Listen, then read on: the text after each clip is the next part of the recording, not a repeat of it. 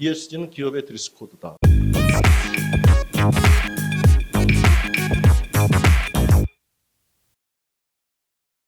제 발표 들어가겠습니다. 저는 이제 왜 ESG인가, 그래서 아마 ESG 개론 정도의 내용이 될 것 같은데, 워낙 많이 들으셔서 뭐 어느 정도 이해는 하고 계실 텐데, 그래도 또 정확하게 이게 E에 대해서는, 환경에 대해서는 많이 들으셨겠지만 또 S가 뭔지 G가 뭔지 이런 거에 대해서 조금 더 말씀드려보겠습니다.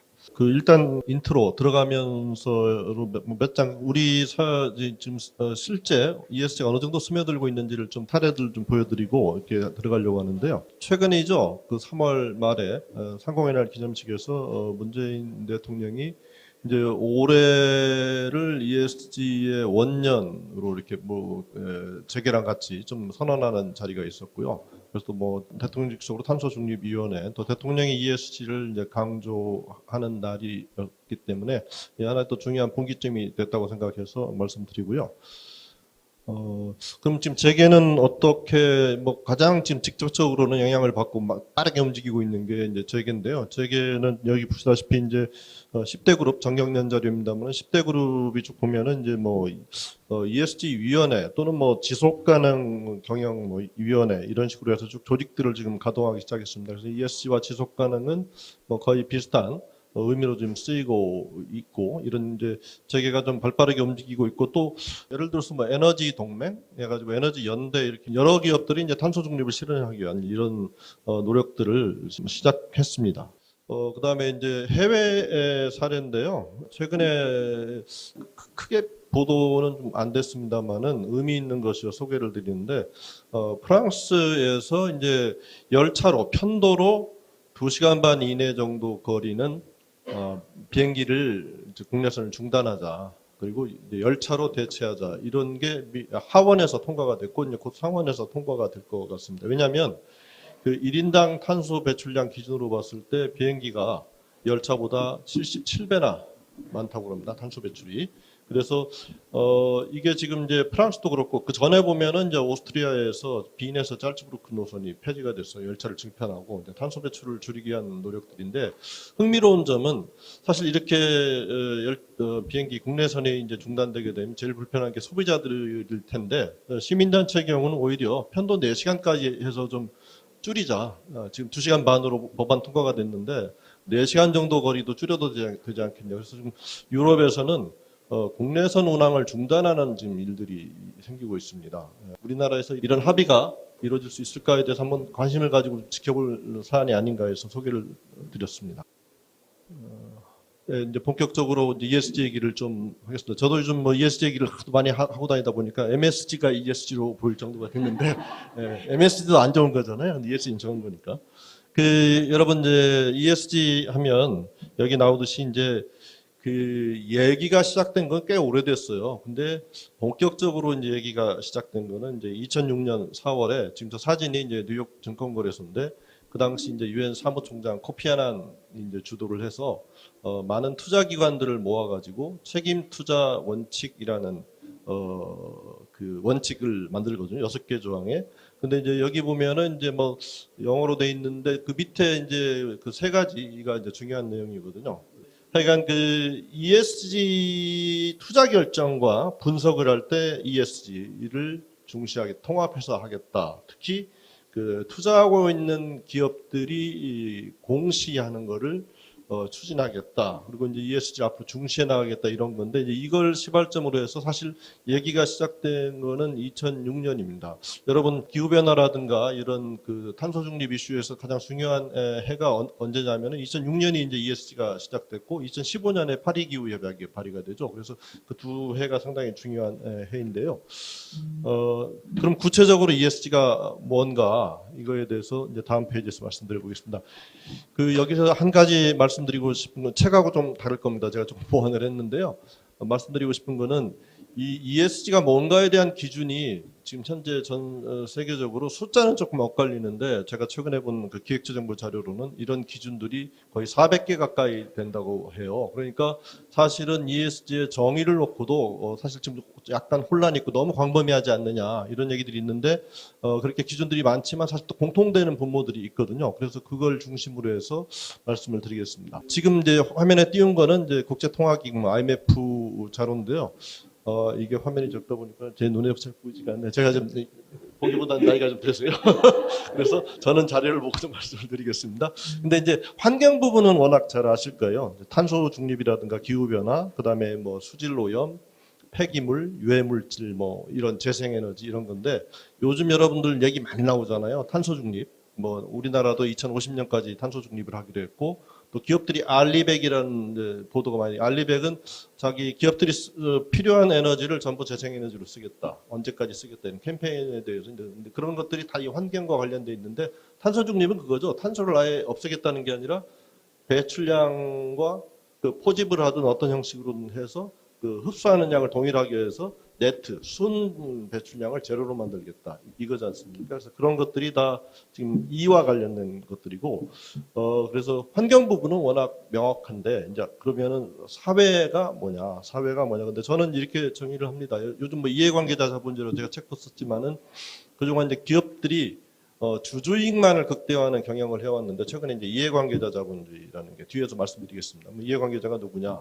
고객, 근로자, 지역사회, 뭐 거래기업, 뭐 이런 전반적인 뭐 시민단체도 되겠죠. 그 이해관계자를 중시하는 경영을 하자. 그리고 사회는 이해관계자랑 관련된 거, 이해관계자의 이익을 존중하느냐, 또 이해관계자와 소통을 잘하느냐, 이런 이제 경영의 이제 포인트들인데, 그래서 내용을 보면 뭐 여러분들 아시는 내용들입니다. 근로자 안전 문제라든가 인권 문제, 그다음에 제품 소비자를 보는 제품의 안전 문제, 또 요즘 많이 얘기되는 이제 개인정보, 데이터 보안 문제, 그다음에 납품 이제 공급 체인에 소싱한다는 얘기인데 이제 여러 가지 납품을 받을 때 그 윤리적으로 하고 있는지 이런 또 지역 사회랑 잘 소통하는지 그래서 사실은 환경이 요즘 워낙 중요해서 그렇지만 이 이슈도 굉장히 중요한 이슈고 또 국가에 따라서는 지금 미국은 사실은 환경도 중요하지만 그 여러분들 뭐 BLM 그 있잖아요. Black Lives Matter 흑인의 그 삶도 중요하다 그래가지고 미국은 지금 저 인권 이슈가 되게 중요하잖아요. 그러니까 미국은 E와 S가 동시에 이렇게 국가에 따라 좀 다른 것 같아요. 그리고 거버넌스 이슈는 이게 거버넌스 지배구조는 말이 어려운데 사실은 그겁니다. 그 지금 E와 S가 잘 되려면 기업이 의사결정하는 구조가 잘 돼 있어야 되잖아요. 그 의사결정하는 사람들의 구성이 어떤지, 거기에 여성도 이 사회에 많이 들어가 있는지, 그 다음에 젠더 이슈는 참 사회입니다. 그 이 사회가 독립적으로 운영이 되는지, 그리고 그 다음에 이제 부패 문제, 투명성 문제, 로비 문제, 뭐 이런 것들이 이제 기업의 내적 통제라든가 투명성 이슈들이 말은 거버넌스 어렵지만 사실 여러분들이 다 아시는 거예요. 그리고 말씀드린 대로 이런 기준이 지금 뭐 300개, 400개 가까이 되다 보니까 내용들이 굉장히 광범위해서 이걸 좁히기 위한 노력들이 이제 앞으로 지속될 겁니다. 지금 산업자원부에서 KESG를 만들고 있는데 그 노력이 뭐냐면 좀 표준화하자, 너무 복잡하니까 이런 얘기들이 되고 있는 거죠. 그래서 요즘 이제 왜 그러면은 아까 말씀드린 대로 ESG가 뭐 2006년부터 있었는데 갑자기 이렇게 중요해졌느냐 이제 몇 가지 이유가 있죠. 전에는 뭐 그냥 하면 좋은데 안 하면 안 되는 거. 근데 이제 이렇게 받아들이는 겁니다. 그러니까 ESG 환경 사회 지배 구조에 문제가 생기면 시장에서 이게 문제가 있구나 이래가지고 뭐 주가도 떨어질 수 있고 이래서 이제 ESG를 우리가 비재무라고 그러니까 돈으로 표현되지 않는 비재무라고 얘기했는데 결과적으로는 재무 영향을 미치는 재무 리스크다. 그리고 우리가 이제 파티 갈 때는 이제 드레스 코드가 있잖아요. 그 옷을 입지 않으면 못 들어가는. 그래서 앞으로 글로벌 비즈니스라든가 자금 조달 시장에서 ESG라는 옷을 입지 않으면 아까 그 중소기업 연합회장님이셨는데 그 말씀하셨는데 이제 기업이 생존하거나 성장하거나 뭐 자금 조달할 때 굉장히 불이익들이 생기는 거예요. 그래서 ESG는 기업의 드레스 코드다. 뭐 이렇게 이런 얘기들 하고 있습니다.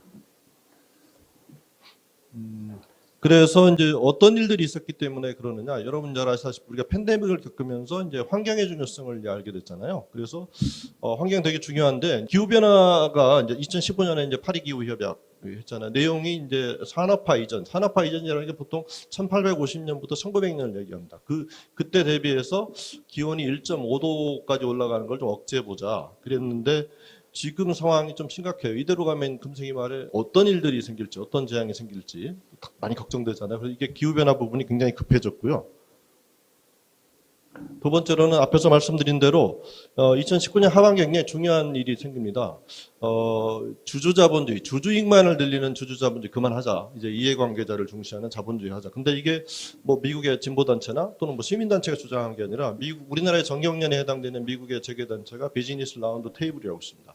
거기에 이제 여러분들 잘 아시는 뭐 애플의 팀 쿡, 뭐 아마존의 제프 베조스 이런 사람들이 있는데 181명 CEO가 서명을 해가지고 선언을 해요. 그게 주주자본주의 그만하고 이해관계자 자본주의 하자 이런 거거든요. 그래서 이 내용을 좀 보시면은 이제 그동안 이제 주주자본주의 여러분 아시다시피 이제 양극화 심화시키는 신자유주의 폐해가 너무 크다 보니까 미국 재계가 나서지 않을 수 없는 상황이 된 거죠. 그 내용을 보게 되면 뭐 고객에게 가치 전달, 근로자에게 투자하자, 거래기업을 공정하고 윤리적으로 대우하자, 지역사회 지원, 주주를 위한 장기적 가치 창출.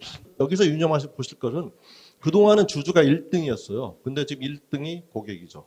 그 다음에 주주하면 그동안에는 기업들이 단기적 이익을 추구해 왔습니다. 왜? CEO 입장에서 보면 잘리면 안 되잖아요. 근데 앞으로 주주는 장기적 이익을 이런 선언을 했는데 이것도 이제 이런 식으로 잘 갈지는 두고 봐야 되겠죠. 근데 이런 분위기 속에서 이제 ESG 이슈가 좀 있다 이런 말씀 드리고요. 문제가 강하게 제기되고 있고 보다 중요한 변화는 저는 실행력이 생겼다고 생각을 합니다. 그동안은 주로 유럽 중심으로 해왔는데 바이든 행정부가 출범하면서 기후변화라든가 그다음에 ESG에 대해서 정책적으로 강하게 이제 드라이브를 걸고 있거든요. 그래서 그다음에 이제 바이든이 유세 기간 중에 나오진다마는 주주자본주의를 끝낼 때가 됐다 이렇게 선언을 하거든요. 그래서 실행력이 생겼다 이런 이제 배경 속에서 ESG가 중시되고 있다. 말씀 이제 세 가지 배경을 좀 말씀드렸고요. 그런데 왜 이제 선택이 아닌 필수라고요? 생존 조건이라고 얘기를 할까? 그러면 여기 이제 지금 이 표에 자료에는 없습니다만은 제가 위에 하늘색으로 표현한 거는 외부 환경의 변화입니다. 그러니까 안 하면 안 되는 외부 환경들이 생겼고요. 지금 주로 투자자 얘기만 하는데 꼭 그렇지 않습니다. 투자자들이 요구를 시작했는데 그게 금융기관, 정부 규제, 신용평가사, 그다음에 대기업, 뭐 소비자 이런 관련된 이해관계자들이 이제 기업들한테 ESG를 요구해서 이걸 수용하지 않으면 기업들이 생존하고 성장하기 참 어려운 구조로 이제 상황이 바뀌고 있고 그런데 외부 규제에 대응하기 위해서 ESG를 하는 기업은 저는 이제 그냥 하수가 될 거라고 생각을 합니다. 더 좋은 기업은 ESG 기회를 활용해서 새로운 성장 기회를 이렇게 포착해서 사회에 기여하는 기업들이 더 좋은 우리 여러분도 아시다시피 뭐 파타고니아 같은 기업들이 많이 거론되고 있는데 그런 기업들이 나오기 시작하고 있거든요. 그래서 ESG가 잘 이렇게 정착이 되고 운영이 되면 그동안 우리가 얘기해왔던 따뜻한 자본주의, 착한 기업 이 개념이 다 ESG 안에 들어있는 거거든요. 그래서 다 중요하다고 생각을 하고 있는 겁니다. 시작은 투자자들이었습니다. 2006년에 투자자들이 모여서, 그러니까 투자자들이 이제 앞에서 말씀드린 대로 ESG 가만히 보니까 이거 잘못하는 기업들은 주가가 떨어질 수 있다. 그래서 이건 재무 리스크구나. 그래가지고 지금 사진 나오는 게 이제 블랙록이라고 많이 들어보셨죠. 세계적인 자산운용사인데 매년 초에 이제 각 투자하고 있는 기업들한테 서한을 보내요. 근데 작년 같은 경우에는 이제 기후변화 여기에 대해서 공시하지 않는 기업들 공시라는 거죠. 기후변화의 영향을 얼마나 사업 받는지 공시하지 않으면 경영진 책임 묻겠다. 그래서 실제로 주주총회에서 이렇게 이사 선임할 때 반대표를 좀 많이 행사하고 있습니다. 그리고 올해 같은 경우에는 소극적인 기업은 투자 대상에서 제외하겠죠. 이건 기업들한테는 굉장한 압박입니다. 이런 큰 기관이 어느 기업이 ESG 못한다고 해도 주식 투자에서 배제하면 주가가 관리가 안 되는 거죠. 그래서 상당히 압박이 크고요. 마찬가지로 이제 그 국민연금 전주에 있죠. 내년까지 전체 투자액의 절반을 이제 ESG 투자를 하겠다 이렇게 해서 일단은 투자자들의 압박이 큰데 지금 주로 이제 많이 얘기되는 건 투자자들이거든요. 근데 투자자들만을 중시하게 되면 뭐 상장사 위주로 되는 거 아니야? 증시 상장된 그런데 지금부터 말씀드린 얘기를 들어보면 이게 비상장이더라도 또 중소기업이라도 중견기업이라도 피해가기 어렵겠구나 하는 것들을 좀 말씀드리겠습니다. 금융기관들 입장에서는 이제 자칫 빌려준 대출이 부실화 될 수 있으니까 이제 ESG 점수를 매겨서 대출 여부를 결정하겠다 또는 금리 수준을 결정하겠다. 그래서 ESG 점수가 좋지 않으면 대출받기 어렵거나 높은 금리를 물어야 되는 그런 상황이 될 수가 있습니다. 정부 규제는 뭐 여러분들 이 부분만 말씀드리죠. 증권거래소에서 2025년이죠. 2025년까지 자산 규모 2조 원 이상 기업들은 이제 지금 이제 지속 가능 보고서라는 걸 내놓거든요. 기업들이 그걸 다 의무화시키겠다 이렇게 하고 지금 논의가 되고 있는 거는 이제 비상장사나 코스닥 뭐 이런 데들도 지금 공시 기준을 만드는 작업들이 지금 일반 대중이 볼 수 있도록 잘하고 있는지를 이제 공시하는 그런 논의가 있고요. 무엇보다 이제 중요한 거는 유럽 연합의 이제 그 규제가 제일 앞서가고 있습니다. 그래서 일정 이제 500인 이상 기업들은 이제 환경, 인권 보호 뭐 이런 거에 대해서 공시하도록 돼 있고, 특히 유럽 연합과 거래하는 외국 기업들도 이제 뭐 환경이라든가 인권 문제 같아서 공시를 하고 이런 거 잘못하면 벌금 부과하겠다. 뭐 이런 것들이 법안이 제출돼 있어서 지금 우리나라 무역협회 또 관련 기업들이 비상이 걸려 있어요. 근데 워낙 이런 쪽으로 가지 않을까 싶고. 또 미국은 지금까지 자율 공시였습니다만은 지금 바이든이 들어서면서 그 SEC 증권거래위원회에서 좀 ESG 관련 공시 기준들을 지금 만들고 있습니다. 그리고 신용평가사들도 이게 가만히 보니까 ESG를 잘못하면 신용평가사는 기업의 부도 위험을 측정하는 회사들, 그 기관들이잖아요. 근데 부도가 날 수도 있겠네. 리스크가 클 수도 있겠네. 그래서 신용평가사들도 ESG를 보기 시작했습니다. 그러니까 ESG가 좋지 않으면 신용등급이 떨어지고 자금 조달 금리가 올라가는 거죠. 그리고 이제 그 다국적 대기업들도 ESG를 잘하는 기업한테서 납품 받겠다. 또 며칠 전에 포스코도 그런 내용을 발표를 했습니다. 고객들의 경우에도 지금 그 예를 들어서 이제 ESG를 잘하는 은행만을 이용하겠다. 또는 ESG 잘하는 기업의 제품만을 우리가 보통은 이제 뭐 잘못하는 기업들에서 불매 운동을 많이 하잖아요. 근데 ESG는 특징이 구매 운동으로 나타난다는 점이 좀 특징이에요. 잘하는 기업들 제품을 사겠다. 그 파타고니아 같은 기업이 대표적이죠. 그렇게 해서 그런 변화가 좀 생기고 있고요. 기업들 입장에서 봤을 때 또 앞부분은 이제 외부 환경의 변화였는데 이걸 잘하는 기업들은 경영 성과가 좋더라. 이런 분석들이 많이 있습니다. 근데 여러분 여기에서 이제 한 가지 주의해서 봐야 될 거는 ESG를 잘해서 경영이 잘 되는 건지 경영이 잘 되는 기업들이 ESG를 더 많이 하는 건지 이거는 조금 더 따져봐야 되고요. 그다음에 두 번째는 지금까지는 이제 ESG를 들여다보지 않았기 때문에 경영 성과가 좋은 기업을 좋은 기업으로 보는 그게 자본시장의 시각이었어요. 근데 우리가 이번 나눠봐야 됩니다. 이제 ESG도 잘하고 경영 성과도 좋은 기업은 좋은 기업이죠. 근데 ESG는 좋은데 경영 성과가 나쁜 기업.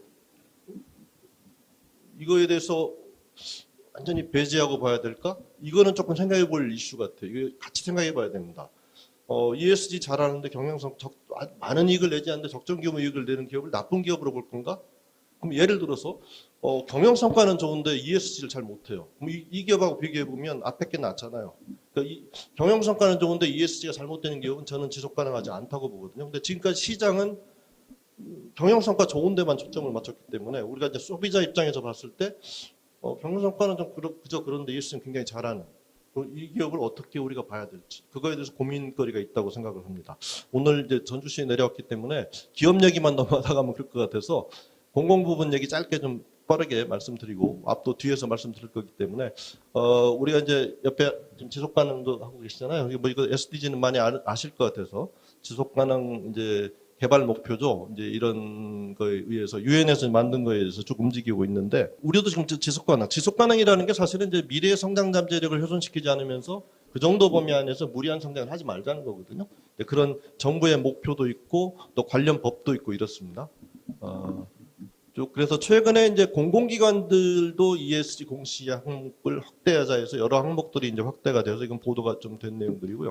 중요한 거는 이런 부분들은 이제 전주시에서도 한번 생각해 볼 부분이 되는 것 같아요. 이제 조달이라는 게 중요하잖아요. 공공 부분이 기업들로부터 물품을 납품받을 때 이제 조달청의 경우 앞으로 이제 ESG 좋은 기업들 제품을 납품받겠다. 민간의 변화를 유도하는 거죠. 이제 그런 변화들이 있고 제가 이거 하나 말씀드리고 싶어서 지금 서둘렀는데 이게 이제 맥킨지에서 최근에 이제 ESG가 가치를 창출한 5가지 방법인데 그 중에 하나가 그 지자체 관련된 거예요. 미국 캘리포니아주에 이제 롱비치라는 도시가 있는데 공사 프로젝트, 대규모 인프라 프로젝트를 진행시키면서 그러니까 ESG, 지속 가능 경영 점수가 높은 기업한테 발주를 했어요. 민간의 변화를 유도하는 거죠. 근데 제가 오기 전에 좀 더 자료를 보니까 혹시 뭐 관심 있으시면 전주시에서도 참고하실 만한 내용인데 롱비치라는 도시에 지속 가능 액션 플랜이 있더라고요. 내용이 굉장히 많습니다. 맞는데 거기에 보면 예를 들어서 뭐 자전거 사용을 늘리고 그다음에 탄소 배출 줄이고 그다음에 나무를 더 심고 부문별로 굉장히 세세하게 잘 돼 있어서 뭐 다른데 혹시 참고할 만한 도시가 있으시면 모르겠지만 만약에 혹시 이 도시가 어떻게 하는지도 한번 참고해 보시면 시정에 공공 부분의 ESG에 대해서 좀 대표적인 도시로 맥켄지에 소개를 했기 때문에 롱비치의 지속 가능 액션 플랜을 한번 참고해 보시면 어떨까 이런 생각이 들었습니다. 쭉 넘어가서 마지막 장 하나 이거 강조하고 싶거든요. 이게 2020년에 나온 이제 월드 해피니스 리포트 세계 행복 보고서인데 굉장히 상징적인 얘기를 했습니다. 뭐냐면요, 우리가 저성장 상태에서는 워낙 가난하고 또 일자리도 적고 하기 때문에 성장만 하면 됐어요. 절대적인 성장 수치만 높이면 다 행복해졌어요.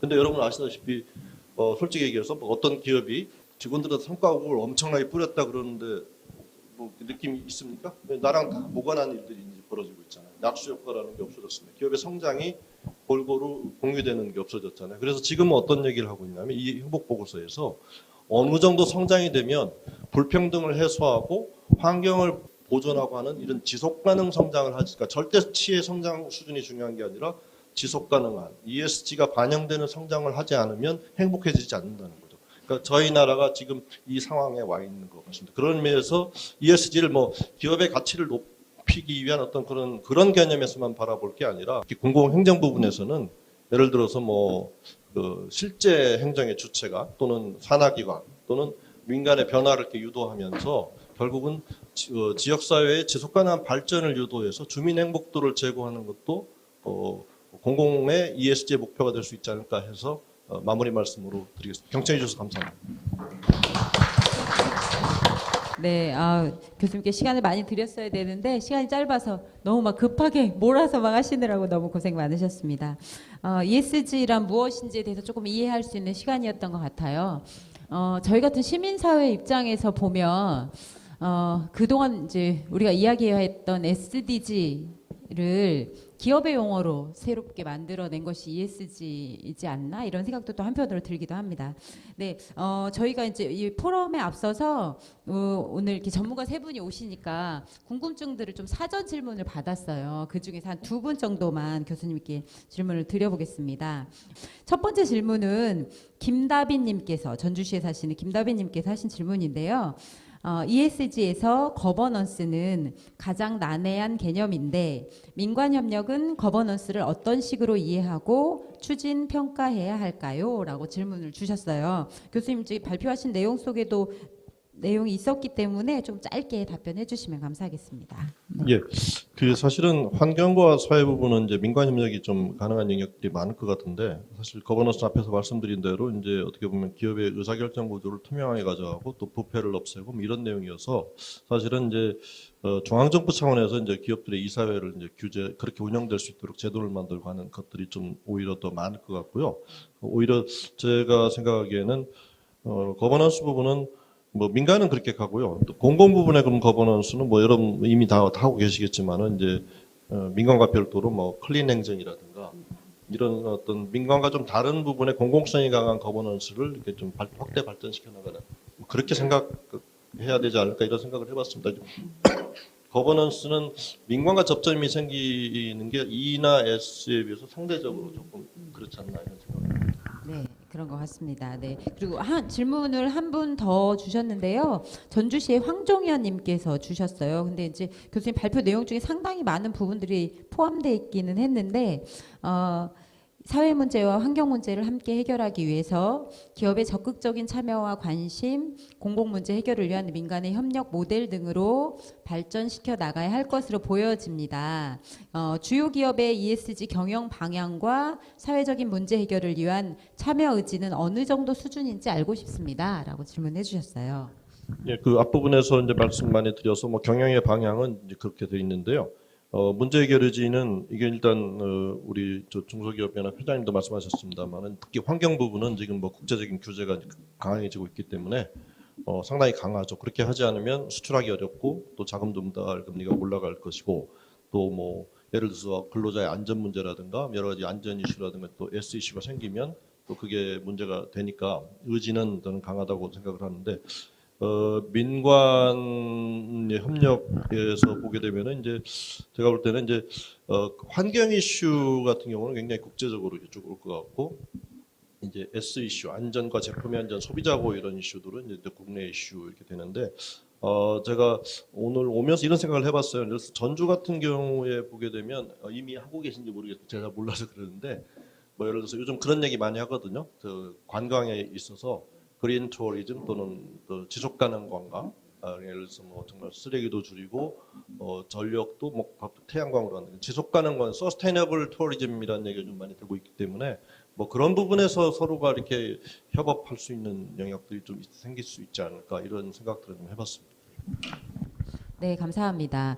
뭐 주요 기업들은 여튼 ESG를 하지 않을 수밖에 없는 상황들이 가고 있다고 계속 말씀해 주신 것 같습니다.